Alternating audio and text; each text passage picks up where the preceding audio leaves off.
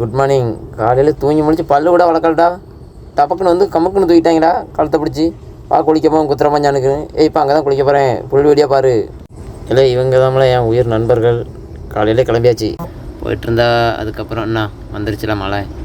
இங்கேருந்து நல்லா பார்த்தோம், அருவிலாம் செம்மையாக இருந்து. அந்த அவர் எங்கே போகிறாரு தெரியுமா?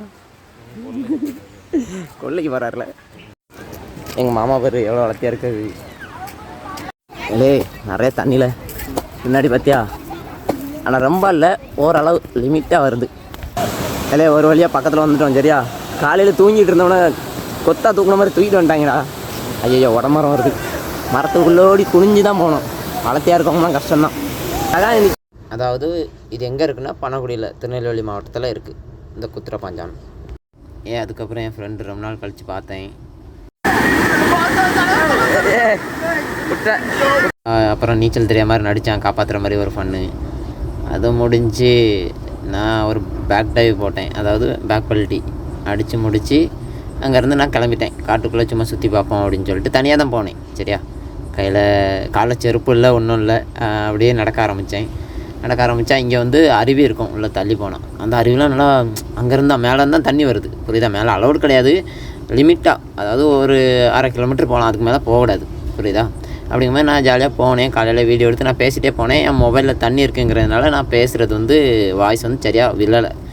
அப்புறம் நான் சரி போவோம், என்ன பண்ண முடியும், வேறு ஒன்றும் பண்ண முடியாது அப்படின்ட்டு நான் பேசுனது நான் வந்து கேட்குதுன்னு நினச்சேன், ஆனால் கேட்கல. அதனால் இப்போ ஓன் வாய்ஸ் பேச ஆரம்பிச்சாச்சு. சரியா, இங்கேருந்து கிளம்பி பொறுமையாக போகலான்னு பார்த்தா இவனுங்கிட்ட சொல்லிட்டு தான் வந்திருக்கேன். நான் போகிறேன்ப்பா மேலே, சும்மா சுற்றி பார்த்துட்டு நான் வரேன் அப்படின்னு சொல்லியிருக்கேன். அப்புறம் செருப்பு இல்லையா, ஒரே முள், காலில் ஒரு 2 முள் குத்துச்சு. குத்து வாங்கிட்டு அங்கேருந்து நான் அப்படியே பொறுமையாக நடந்தால் அருவி இங்கே இல்லை உண்மையில பார்க்க தரமாக செம்மையாக இருந்தல இந்த வியூ. அப்புறம் இதெல்லாம் பார்த்தீங்கன்னா லைட்டு, அந்த எப்படி சொல்ல, லைட்டாக கொஞ்சம் ஸ்லிப்பாக தான் செஞ்சு. ஏன்னா பாறையில் பாசிலாம் இருக்கும்ல, அப்படி தான் இருந்து. ஆனால் பார்க்க உள்ளே போக நல்லாயிருக்கு. போயிட்டு இது வர தான் என்னால் போக முடிஞ்சு. அதுக்கப்புறம் போகலான்னு பார்த்தீங்கன்னா டைம் இல்லை, போகக்கூடாதுல்ல, ஏன்னா அலௌடு கிடையாது.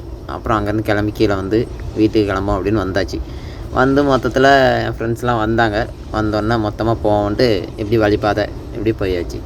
போயிட்டு இங்கேருந்து சரி லாஸ்ட்டாக ஒரு வாட்டி வீடியோ எடுப்பேன் அப்படின்னு நார்மலாக சுற்றி இந்த மேகம் இதோட சேர்த்து பார்க்க நல்லா இருக்கலாம், அழகாக இருக்குன்னு அப்படியே ஒரு வீடியோ எடுத்துகிட்டு அங்கேருந்து என் ஃப்ரெண்டு நான் பேசுகிறதான் கேட்கல.